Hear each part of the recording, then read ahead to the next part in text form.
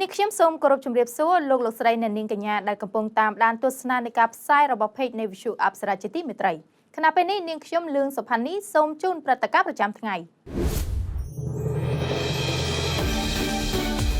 រដ្ឋមន្ត្រីដែនដីជំរុញឲ្យផ្ដោតការយកចិត្តទុកដាក់គិតគូរអំពីគុណភាពនិងសុវត្ថិភាពសំណង់នៅក្នុងប្រទេសកម្ពុជាក្រុមហ៊ុន Trump ចាយ $1.5 លានសង់ទីលានវាយកូនហ្គោលនៅវៀតណាមអំឡុងការចរចាពន្ធការរៀបចំលំហបៃតងនៅក្នុងទីក្រុងបានល្អជាចំណែកកាត់បន្ថយវិបត្តិថបរំនិងការបាក់ទឹកចិត្តប្រភេទនៃការគំរាមកំហែងលើប្រព័ន្ធអនឡាញសម្រាប់កុមារវត្តមាននៅក្នុងការប្រកួតជើងជីកស៊ូជើងឯកអាស៊ីរៀងរាល់ឆ្នាំបង្ហាញពីការទទួលសមត្ថភាពដ៏ល្អរបស់កម្ពុជារួមជាមួយនឹងព្រឹត្តិការណ៍សំខាន់ៗមួយចំនួនទៀតជាកិច្ចចាប់ផ្ដើមនៃកម្មវិធីនាងខ្ញុំសូមជូនព្រឹត្តិការណ៍សេដ្ឋកិច្ចនិងអប់រំរដ្ឋមន្ត្រីក្រសួងដែនដីជំរុញឲ្យផ្ដោតការយកចិត្តទុកដាក់គិតគូរអំពីគុណភាពនិងសុវត្ថិភាពសំណង់នៅក្នុងប្រទេសកម្ពុជាការផ្ដោតការយកចិត្តទុកដាក់គិតគូរអំពីគុណភាពសំណង់និងសុវត្ថិភាពសំណង់នៅក្នុងប្រទេសកម្ពុជានឹងជំរុញឲ្យស្ថាបត្យកម្មខ្មែរនាសហសម័យកាន់តែប្រសើរឡើងនេះបើតាមការបញ្ជាក់របស់ឯកឧត្តមសៃសំអាលរដ្ឋមន្ត្រីក្រសួងរៀបចំដែនដីនគររូបនីយកម្មនិងសំណង់ថ្លែងក្នុងសិក្ខាសាលាស្ដីពីគុណភាពនិងសុវត្ថិភាពសំណង់នៅប្រទេសកម្ពុជានាដើមសប្តាហ៍នេះនៅទីស្តីការក្រសួងឯកឧត្តមរដ្ឋមន្ត្រីបានមានប្រសាសន៍ថាអគ្គនាយកដ្ឋានសំណង់គឺជាអគ្គនាយកដ្ឋានស្នូលដើម្បីប្រយុទ្ធនឹងសមរភូមិការងារទាក់ទិនទៅនឹងគុណភាពនិងសុវត្ថិភាពសំណង់នៅប្រទេសកម្ពុជាហើយក្រុមប្រឹក្សាជាតិបទបញ្ញត្តិបច្ចេកទេសសំណង់និងមន្ទីរពិសោធន៍ជាតិសំណង់ក៏ជាសេនាធិការដ៏សំខាន់ចាំបាច់ផងដែរក្នុងការបង្កើតច្បាប់និងអនុវត្តជាមួយគ្នានេះឯកឧត្តមសៃសំអាលក៏បានគូបញ្ជាក់ថាដើម្បីឈានសម្រេចបាននូវគោលបំណងរបស់យើងទាក់ទិនទៅនឹងគុណភាពសុវត្ថិភាពនិងសោភ័ណភាពសំណង់គឺត្រូវផ្ដើមចេញពីគំនិតនិងទស្សនវិស័យបទដ្ឋានបច្ចេកទេសដែលត្រូវមានការឯកភាពគ្នាតែមួយក្នុងស្មារតីធ្វើការជាក្រុមស្មារតីជាសង្គមជាតិមួយនិងប្រទេសជាតិមួយឯកឧត្តមបានបន្ថែមថាទៅថ្ងៃមុខយើងត្រូវមានគំនិតទស្សនៈរួមរបស់កម្ពុជាហើយក្រុមប្រឹក្សាជាតិបទបញ្ញត្តិបច្ចេកទេសសំណង់ត្រូវកំណត់ជាទស្សនវិស័យជាបទដ្ឋានបទបញ្ញត្តិទាំងអស់ថាតើយើងគួរធ្វើដូចម្តេចទាក់ទិនទៅនឹងវិស័យសំណង់សម្រាប់ស្ថាបត្យកម្មខ្មែរនាសហសម័យក្នុងសង្គមជាតិមួយនេះដែលស្របតាមទីតាំងភូមិសាស្ត្រនៃតំបន់នីមួយៗនិងអាចទប់ទល់ទៅនឹងការប្រែប្រួលអាកាសធាតុនិងគ្រោះមហន្តរាយផ្សេងៗដែលអាចធានាឲ្យប្រជាជនរស់នៅតជំនាន់បានក្រុមហ៊ុនរបស់លោកត្រាំចាយ $1.5 លានសង់ទីលានវាយកូនហ្គោលនៅវៀតណាមខណៈដែលរដ្ឋាភិបាលទីក្រុងហាណូយកំពុងតែព្យាយាមចរចាស្វែងរកការបន្ធូរបន្ថយពន្ធក្រុមហ៊ុន The Trump Organization ដែលគេស្គាល់ថាជាកម្មសិទ្ធិរបស់លោកប្រធានាធិបតីសហរដ្ឋអាមេរិក Donald Trump នោះបានជះលុយមួយកណ្ដោសញ្ញា $5,000 លានអាមេរិកសាងសង់ទីលានវាយកូនហ្គោលនៅក្នុងប្រទេសវៀតណាមខណៈដែលរដ្ឋាភិបាលទីក្រុងហាណូយកំពុងព្យាយាមចរចាស្វែងរកការបន្ធូរបន្ថយពន្ធពីរដ្ឋាភិបាលទីក្រុង Washington ទីភ្នាក់ងារព័ត៌មាន Yahoo បានចុះផ្សាយកាលពីចុងសប្តាហ៍មុនថាការវិនិយោគក្នុងភាពជាដៃគូជាមួយនឹងក្រុមហ៊ុនអភិវឌ្ឍន៍របស់វៀតណាម Kinback City រួមមានទីលានវាយកូនហ្គោលព្រមទាំងអគារលំនៅឋានប្រណិតដែលនឹងក្លាយជាការអភិវឌ្ឍន៍ដ៏ធំបំផុតរបស់ The Trump Organization នៅអាស៊ីបូព៌ាគម្រោងនេះគ្របដណ្ដប់លើផ្ទៃដីជិត 2,500 ហិកតានៅភាគខាងជើងនៃប្រទេសវៀតណាមដោយគ្រោងនឹងមានតំបន់ពាណិជ្ជកម្មរមណីយដ្ឋាននិងទីតាំងបៃតងផ្សេងៗជាច្រើនទៀតយោងតាមទីភ្នាក់ងារព័ត៌មាន VN Express បានដឹងថាឧបនាយករដ្ឋមន្ត្រីវៀតណាមលោកត្រានហុងហាចុះហត្ថលេខាលើកិច្ចព្រមព្រៀងវិនិយោគនេះកាលពីដើមខែឧសភាហើយគ្រោងនឹងបើកដំណើរការសាងសង់ជាផ្លូវការនៅឆ្នាំ2025នេះគូបញ្ជាក់ដែរថាវៀតណាមបានអនុម័តគម្រោងរមណីយដ្ឋានវាយកូនហ្គោលរបស់ The Trump Organization ក្នុងពេលដែលសហរដ្ឋអាមេរិកបានបង្កើនសម្ពាធនិងអធិរាជពាណិជ្ជកម្មរបស់វៀតណាមក្នុងសង្គ្រាមពន្ធកុយថ្មីអាមេរិកបានសម្រេចបង្កើនពន្ធលើទំនិញនាំចូលពីវៀតណាម 46% ឆ្លើយតបទៅនឹងបញ្ហានេះវៀតណាមក៏ដូចជាប្រទេសផ្សេងៗទៀតកំពុងចរចាស្វែងរកការបន្ធូរបន្ថយពន្ធក្នុងរយៈពេល3ខែដោយគិតចាប់ពីខែមេសាខណៈដែលសុពលភាពចរចានឹងអស់ត្រឹមខែកក្កដាខាងមុខនេះដាណាម៉ាកបានប្រកាសកញ្ចប់ជំនួយយោធាថ្មីមានទំហំ$618 លានសម្រាប់អ៊ុយក្រែនដោយគិតចាប់ពីពេលនេះរហូតដល់ឆ្នាំ2028ដោយផ្ដោតទៅលើការទិញគ្រាប់កាំភ្លើងធំជូនព័ត៌មានដោយលោកប៉ារ៉ាឌីដាណាម៉ាកជួយអ៊ុយក្រែនជាង$600 លានសម្រាប់ទិញគ្រាប់កាំភ្លើងធំ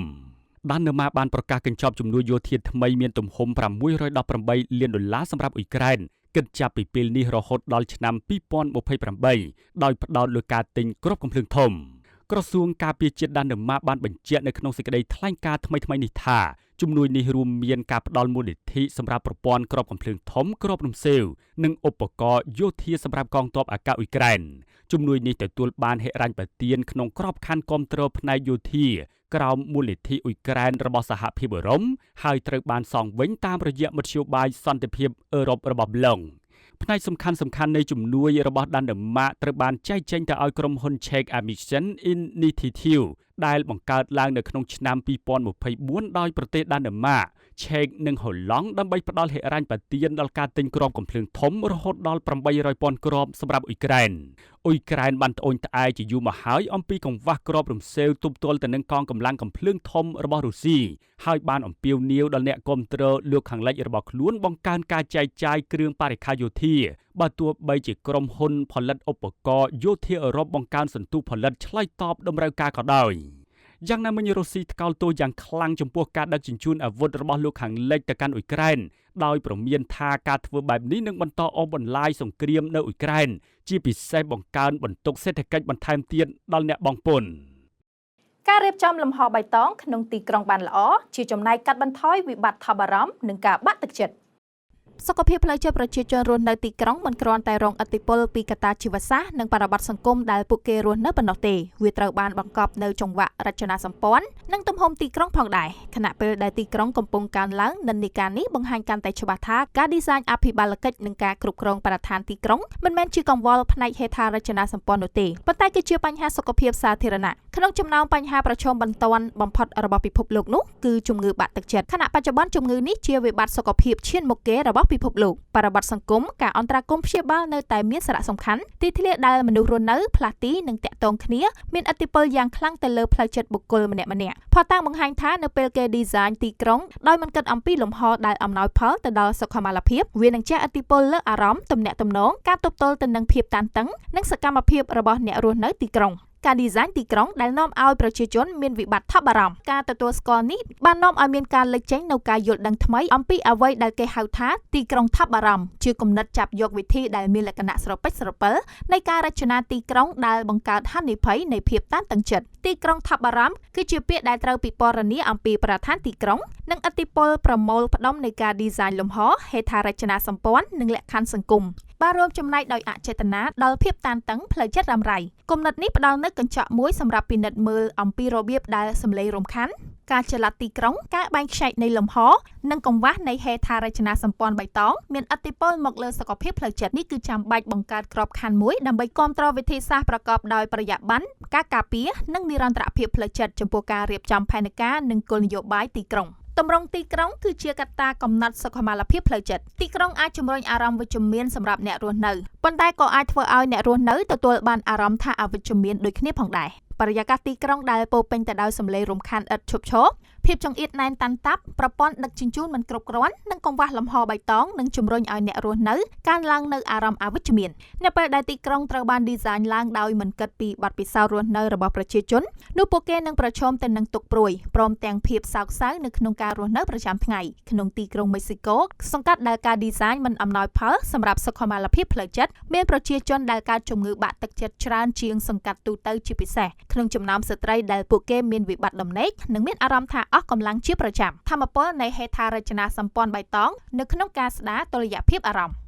ទីក្រុងដែលពោរពេញទៅដោយបរិស្ថានធម្មជាតិគឺលើសពីការមានដើមឈើប៉ុន្តែនេះគឺជាកម្លាំងដ៏ស្ងប់ស្ងាត់សម្រាប់ការព្យាបាលផ្លូវចិត្តក្នុងចំណោមការរកឃើញដែលជាប់លាប់បំផុតក្នុងការស្រាវជ្រាវសុខុមាលភាពសាធារណៈគឺតួនាទីការពារលំហបៃតងនៅក្នុងការគាំទ្រទៅដល់សុខុមាលភាពផ្លូវចិត្តដើមឈើសួនច្បារឧស្សាហ៍និងសូម្បីតែរោងបន្លែសុទ្ធសឹងតែអាចរួមចំណែកស្ដារសុខភាពផ្លូវចិត្តព្រមទាំងផ្ដល់នូវអត្ថប្រយោជន៍ទៅដល់ប្រព័ន្ធអេកូឡូស៊ីក្នុងទីក្រុងនានារបស់ប្រទេសកាណាដាការសិក្សាអំពីព្រៃឈើនៅក្នុងទីក្រុងបានបង្ហាញថាអ្នករស់នៅក្បែរតំបន់បៃតងដែលមានគុណភាពខ្ពស់បានរាយការណ៍ថាពួកគេមានបញ្ហាផ្លូវចិត្តតិចតួចនិងមានឯករាជ្យភាពផ្នែកហិរញ្ញវត្ថុយ៉ាងណាក៏ដោយការទទួលបានលំហបៃតងសម្រាប់ការរស់នៅតែមិនស្មើគ្នានៅតាមទីក្រុងជាច្រើនសង្កាត់ដែលមានចំណូលទាបគឺមិនសូវជាមានធម្មជាតិបៃតងក្បែរភូមិឋានរបស់ពួកគេនោះទេដែលបង្កបានជាហានិភ័យនៃភាពតានតឹងនិងការបាក់ទឹកចិត្តខ្ពស់ ការរៀបចំផែនការទីក្រុងសម្រាប់និរន្តរភាពអារម្មណ៍ការរៀបចំទីក្រុងគឺលើសពីការរៀបចំហេដ្ឋារចនាសម្ព័ន្ធនិងការដឹកជញ្ជូនវាគឺជាប្រព័ន្ធអេកូឡូស៊ីអារម្មណ៍ជាកន្លែងផ្ទុកនៅការចងចា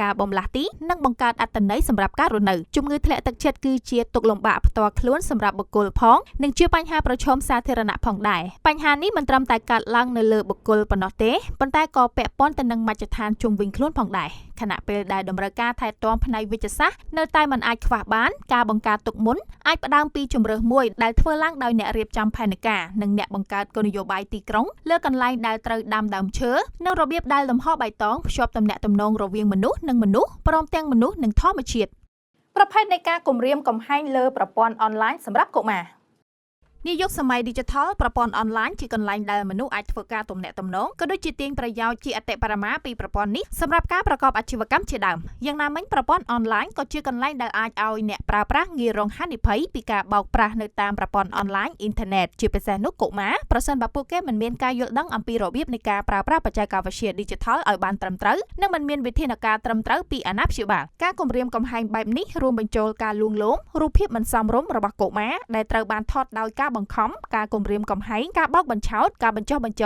លឬតាមរយៈការចែករំលែកតាមដៃគូនិងប្រើប្រាស់កុមារនៅក្នុងសម្លេងឬរូបភាពនៃការរំលោភបំពានលើកុមារការចូលមើលឬចែករំលែកបន្តនៅរូបភាពសម្ភារៈរំលោភបំពានផ្លូវភេទទាំងនោះម្ដងហើយម្ដងទៀតបង្កើតជាការរំលោភលើសិទ្ធិកុមារការបោកបញ្ឆោតគឺជាការវាយប្រហារ Cyber មួយដែលជនខិលខូចក្លែងបន្លំធ្វើពុតជាតួអង្គណាម្នាក់ដើម្បីបោកបញ្ឆោតមនុស្សឲ្យប្រកល់ព័ត៌មានផ្ទាល់ខ្លួនដែលមានដូចជាពាក្យសម្ងាត់លេខកាតឥណទានឬទិន្នន័យផ្ទាល់ខ្លួនផ្សេងទៀតដែលអាចប្រើជាបន្តបន្ទាប់ដើម្បីលួចចូលប្រព័ន្ធកុំព្យូទ័រលួចប្រើប្រាស់អត្តសញ្ញាណនិងសកម្មភាពទុច្ចរិតផ្សេងៗអ្នកប្រើប្រាស់ជាពិសេសកុមារងាយនឹងរងការវាយប្រហារបែបនេះដោយហេតុថាពួកគេមានបទពិសោធន៍តិចនៅក្នុងពិភព Digital ទំនោរនៅក្នុងការជឿទុកចិត្តនិងភាពធ្វេសប្រហែសនៅក្នុងការគិតគូរវែងឆ្ងាយកុមារអាចមិនសូវដឹងពីសារឬតំណភ្ជាប់គួរឲ្យសង្ស័យដែលអាចឲ្យពួកគេចុចតំណភ្ជាប់នោះដោយមិនស្ទាក់ស្ទើរការជួញដូរកុមារគឺជាការរំលោភសិទ្ធិកុមារយ៉ាងធ្ងន់ធ្ងរដែលពាក់ព័ន្ធទៅនឹងការដឹកជញ្ជូនខុសច្បាប់ឬការកេងប្រវ័ញ្ចទៅលើកុមារសម្រាប់គោលបំណងដូចជាពលកម្មដោយបង្ខំការកេងប្រវ័ញ្ចផ្លូវភេទឬសកម្មភាពខុសច្បាប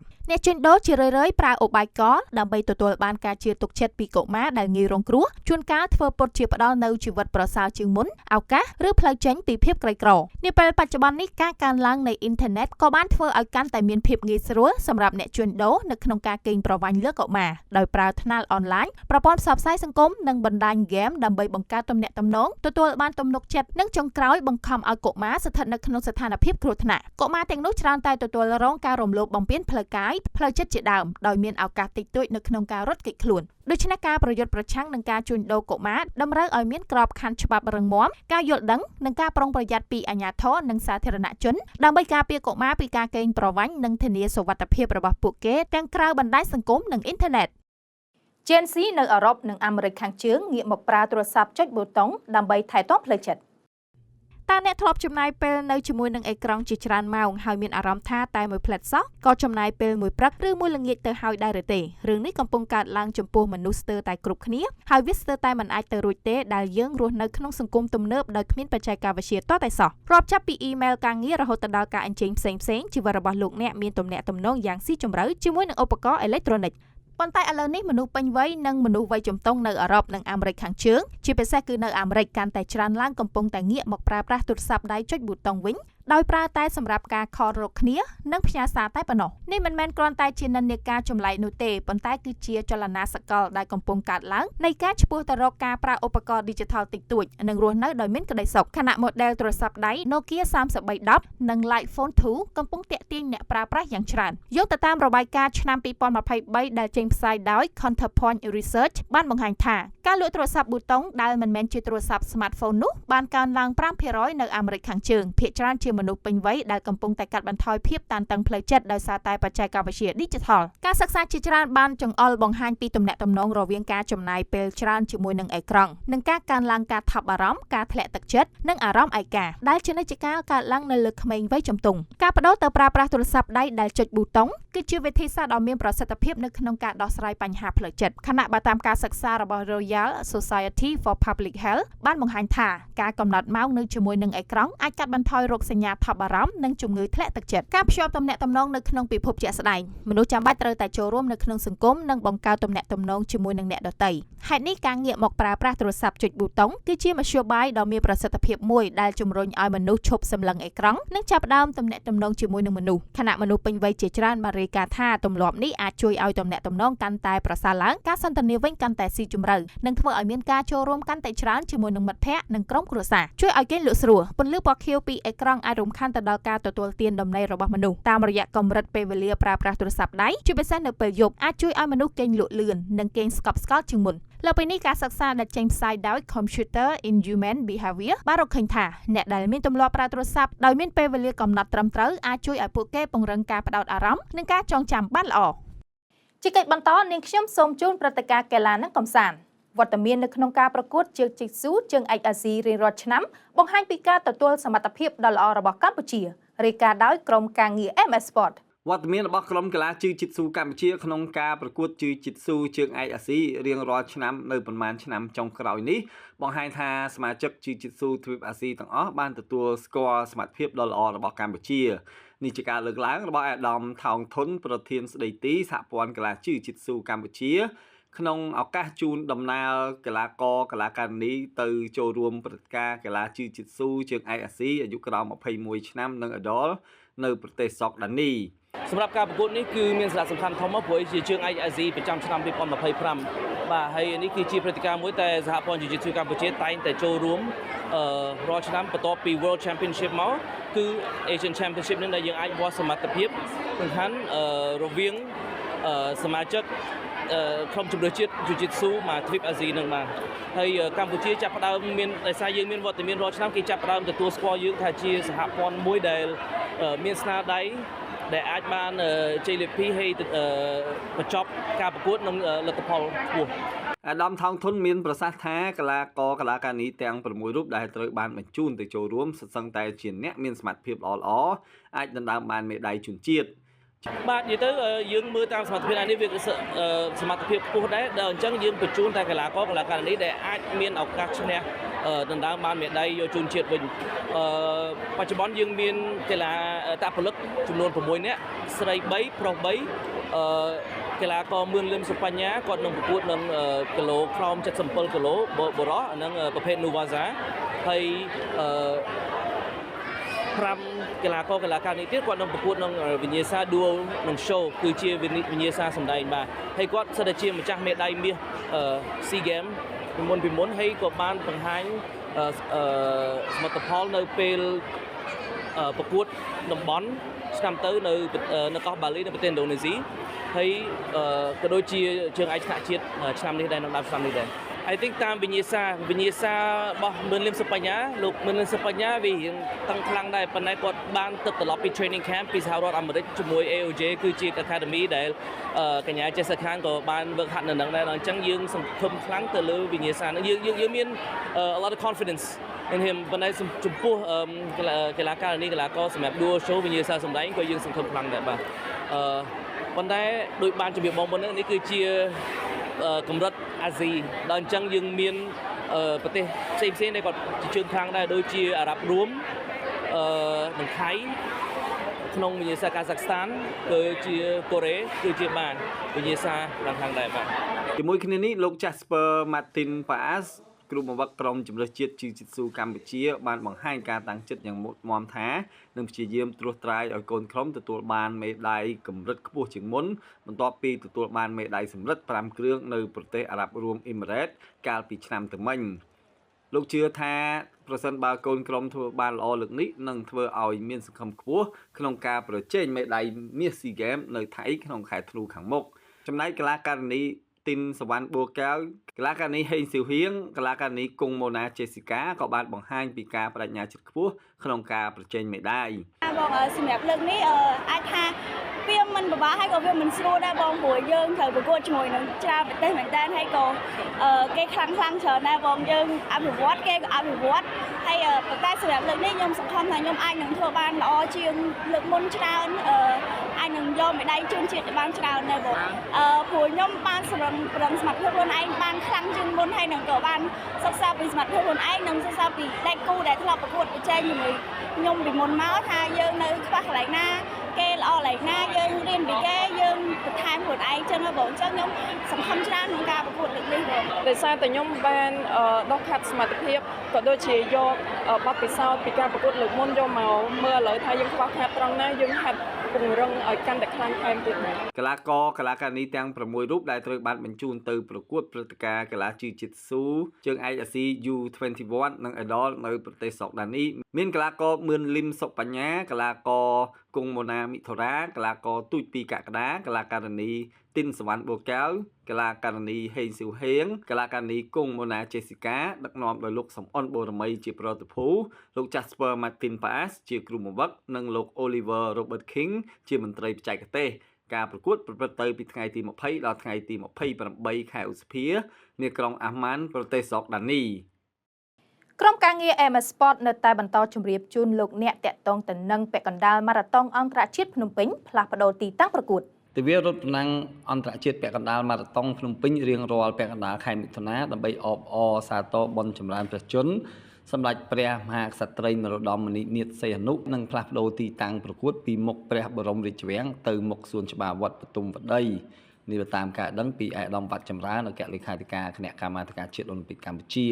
ការផ្លាស់ប្ដូរនេះដោយសារតែមុខព្រះបរមរាជវាំងត្រូវបានទុកសម្រាប់ព្រឹត្តិការណ៍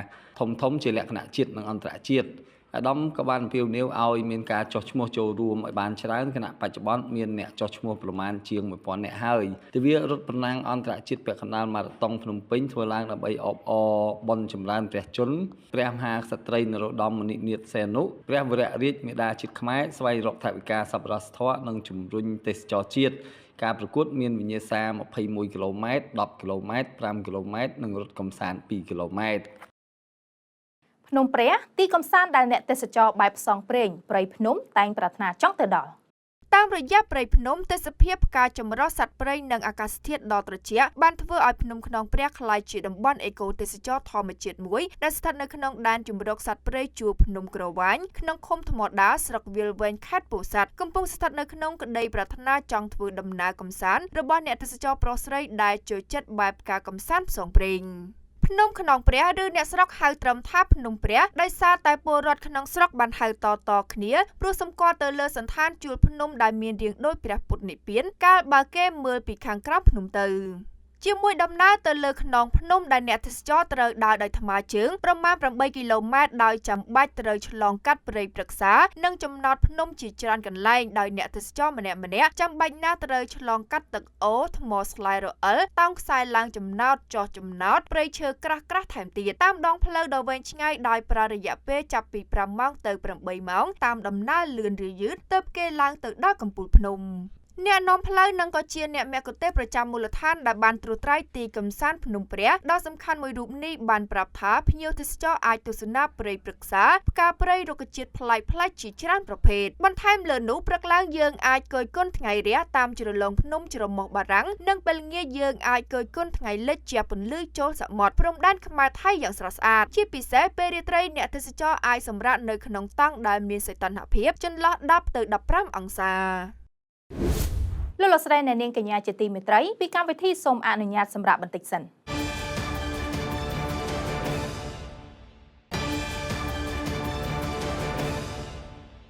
ស្វាគមន៍មកកាន់វគ្គទី2នៃព្រឹត្តិការណ៍ប្រចាំថ្ងៃនៅក្នុងវគ្គនេះលោកអ្នកនឹងបានទស្សនានៅបទសម្ភាសន៍ក្រោមប្រធានបទសិប្បកម្មកែច្នៃស្នែងគោក្របីធ្វើជាគ្រឿងលម្អច្រើនប្រភេទពិសេសជួយសម្អាតបរិស្ថាន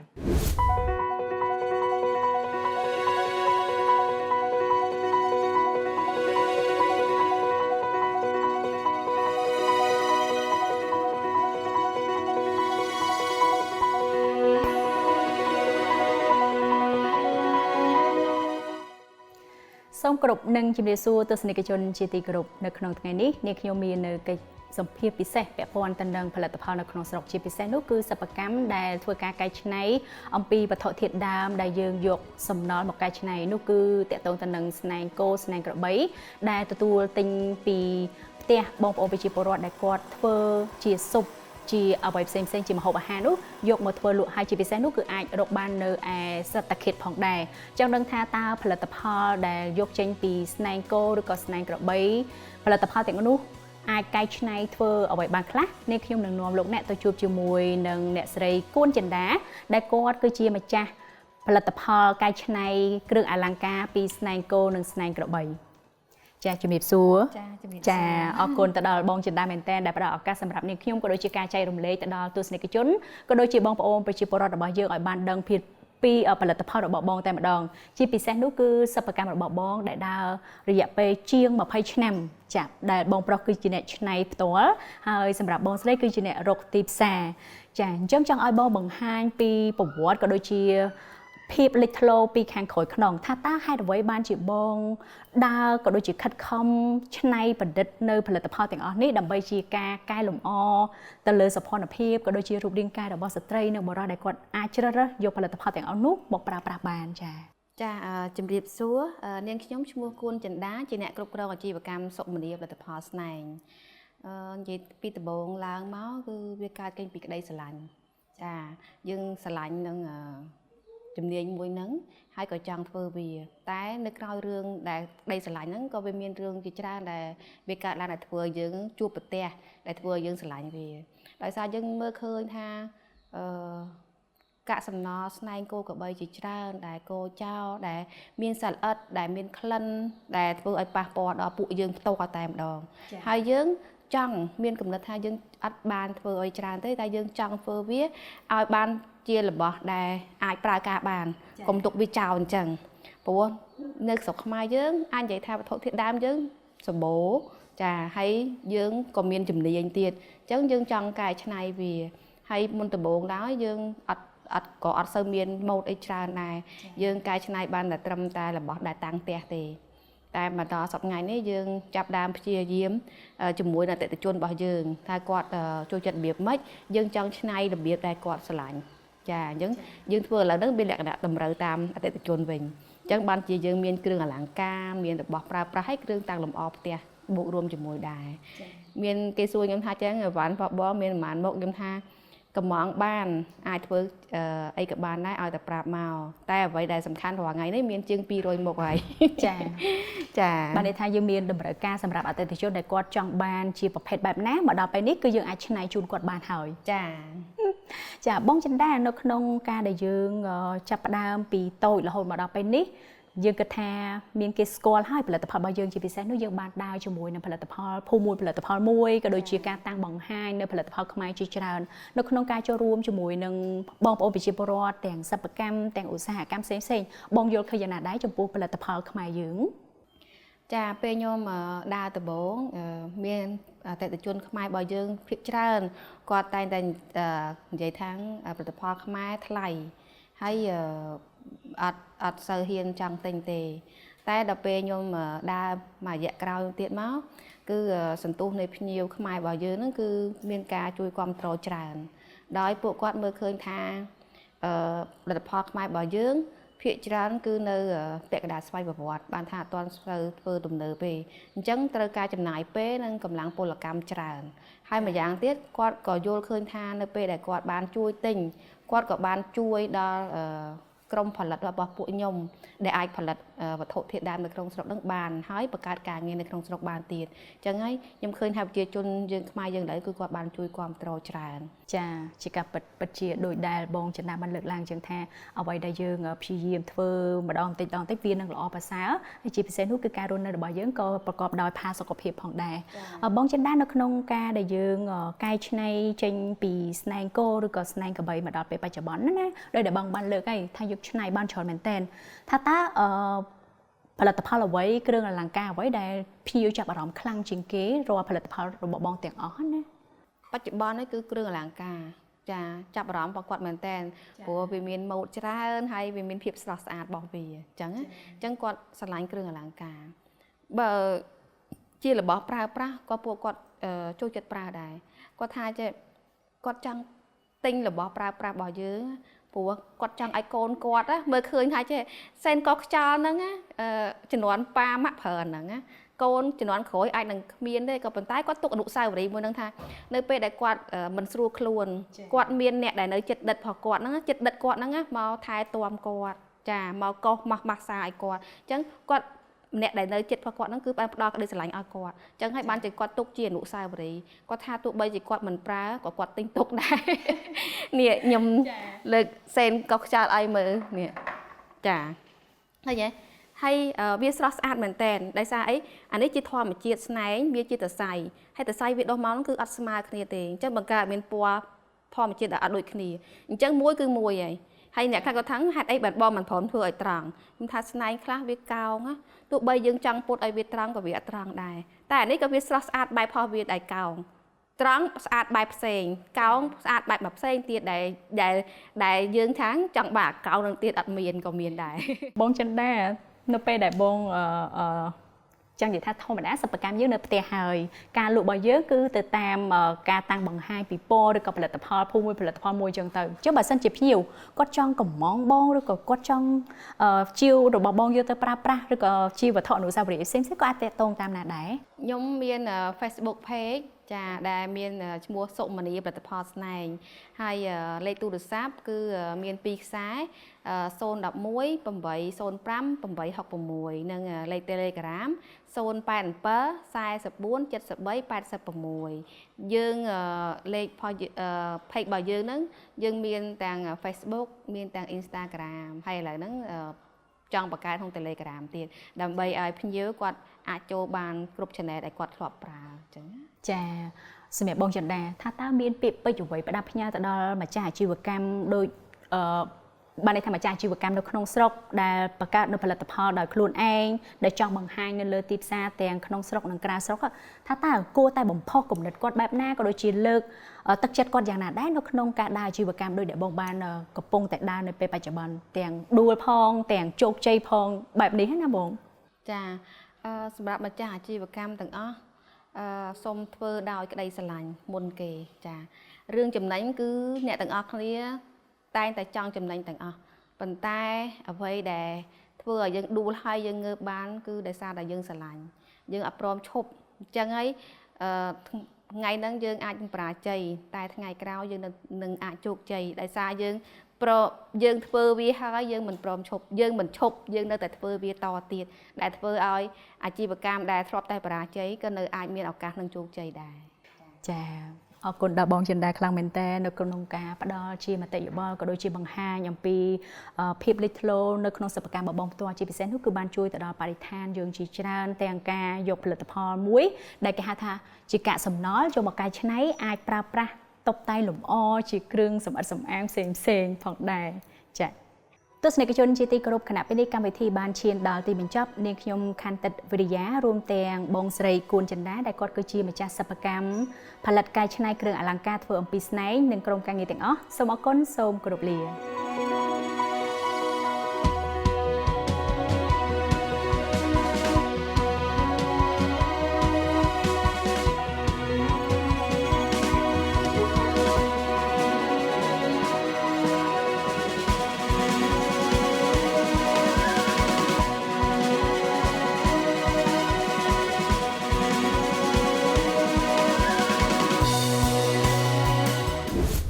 ស្រីអ្នកនាងកញ្ញាជាទីគោរពព្រឹត្តិការណ៍ប្រចាំថ្ងៃដែលលោកអ្នកបានទស្សនានៅពេលនេះចប់តែប៉ុណ្ណេះនាងខ្ញុំនិងក្រុមការងារសូមអរគុណនិងសូមគោរពលា